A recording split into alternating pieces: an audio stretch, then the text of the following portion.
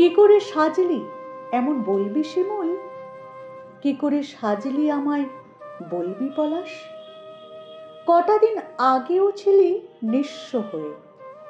বলে দে, এই এত রং কোত্থেকে পাস? বলে দে আমায় অশোক। নীলমণি ফুল কে বলে তোদের এখন ফুটতে হবে? কি করে ক্যালেন্ডারে চোখ না রেখে বুঝে যাস, ঠিক বুঝে যাস ফুটবি কবে?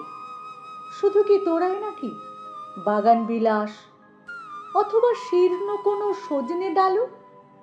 কি করে এই সময়ে শরীর জুড়ে জেলে দেয় লক্ষ কোটি তারার আলো? সারাটা বছর যাদের খোঁজ রাখি না, কোনো এক পথের পাশের কুর্চি মাদার কেন আর কেমন করে এই সময়ে বুঝে যায় সময় এখন ফুল ফোটাবার? কে জানে রং বাহারি কাঞ্চনেরাও কেন হয় এমন দিনে এমনি রঙিন? কি বলে ওদের ডেকে? আমের মুকুল এসেছে, ফের এসেছে বসন্ত দিন। কি জানি ইচ্ছেতে কার এমন ঘটে? বুঝি না তাদের এমন সাজাইটাকে।